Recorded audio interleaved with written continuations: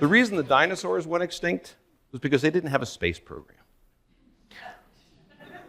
I thought about that as I attended heart surgery conferences around the world where pioneering heart surgeons would present their work with surgical robots. I thought, there's better ways for us to care for our patients. While my skills had become routine, I realized, though, I needed to do more. So I drew a few serious conclusions. First, robotic surgery allowed for smaller incisions with less trauma. Second, recovery was faster. And third, it allowed us to do better work, and it was important that we embrace that. Today, I want to share with you 3 lessons about innovation, teamwork, and embracing change. A hard question that I couldn't ignore was, am I too old to learn? How would I engage my surgery team?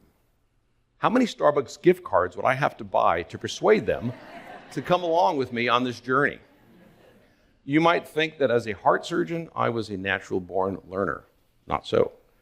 When I was in 3rd grade, I had an epiphany, and I came home and I told my beloved mother, Mom, I want to be a heart surgeon.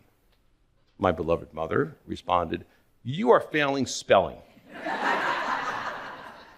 She said, how are you going to be a doctor? She wasn't wrong. So I focused and I improved a little, and eventually spell check helped. As I prepared for this big retraining, I looked for examples outside of medicine of successful human-machine fusion. People say millennials have an advantage because of all the vexing hours of video games that they have played. Maybe that was true, maybe that wasn't. I studied military drone missions, and specifically how the operators were trained. I came up with a couple of surprise conclusions. First, youth was not an absolute advantage.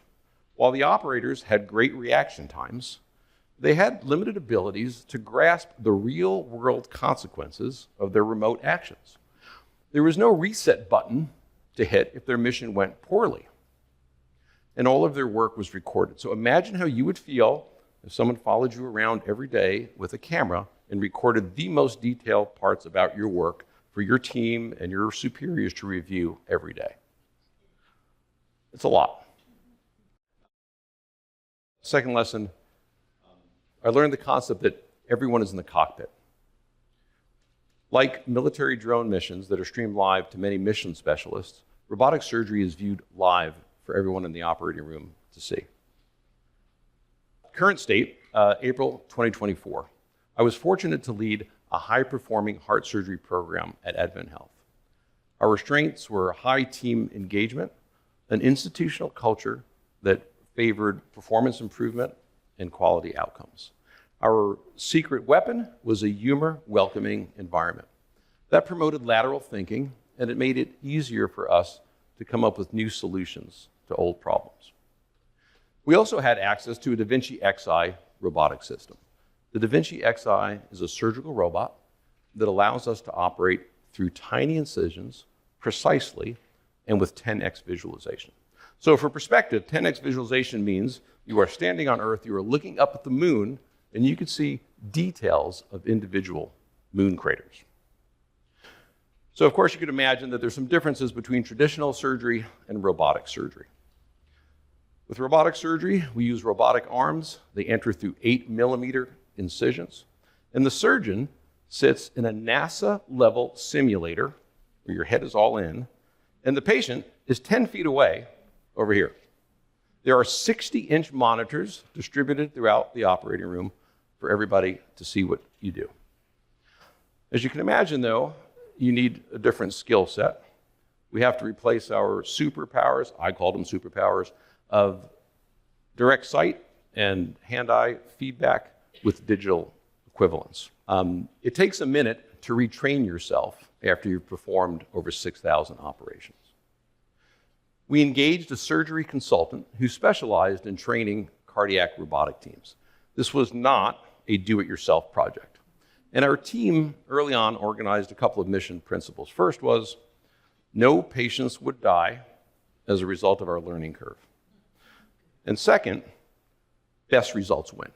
And for what it meant to us was that if we couldn't objectively prove that our results were better using a surgical robot, then we would abandon the program.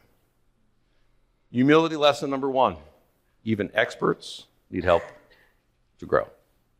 Working with our surgery consultant, I like to call him surgery life coach, we mapped out a team development plan that spanned over 90 days.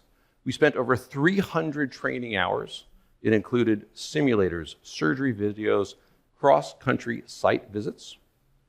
Weekends vanished, family time was sacrificed. No one was paid extra. And I will tell you, during this period, I could not have been more proud of the team that I was working with. As our attention started to shift, we moved towards identifying patient number 1. You can tell a lot about a person's character by how much truth they can handle.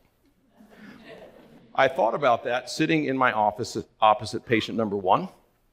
We had a very transparent discussion. It was supported by computer modeling, surgery video. I borrowed/stole a heart surgery model from my granddaughter's toy chest, right? We had checked all the boxes of informed consent. You will never know if you've had enough until you have had too much. That was my thought, lying in bed the night before our first surgery, sleepless. I thought I was done being nervous about heart surgery at this point in my career. I thought I had defeated sleeplessness. When I was 7 years old, I actually won a best sleeper contest. And that was like a day camp. So this was clearly a very tense time for everybody. I felt like myself and the team were getting ready to board an experimental roller coaster that you were about 98% sure was not going to crash. The day of surgery was long, slow, deliberate. It took 6 hours compared to 3 hours for traditional surgery. There was double checking, there was triple checking, there was perspiration. There were several moments when somebody wanted to cry. Not me. But like in baseball, there is no crying. In heart surgery, it looks bad. But finally, there was success. Right? Patient 1's heart was repaired using a surgical robot. And the results were life-changing. Traditional surgery, large incision, front of the chest, divide the breastbone. 6 or 7 days in the hospital, 6 or sometimes more weeks of what can be an uncomfortable recovery. Robotic surgery, small incision under the pectoral area, home in as little as 2 days, back to work in as little as 2 weeks. So the future had arrived. After every game, great athletic teams review the film. Our surgery team reviewed our uncut surgery video. We analyzed over 50 metrics: task times, precision scores, instrument efficiency. We celebrated the good parts, we dissected the bad. We had projected that we would do 40 of these operations in our first year. We finished that year with 88. Yeah. We grew more efficient, we grew more at ease, we grew more capable. Before long, we expanded our range to repair multiple blocked arteries using the surgical robot, something that less than 10% of programs nationally offer. Before a year was out, we were performing advanced robotic revascularization.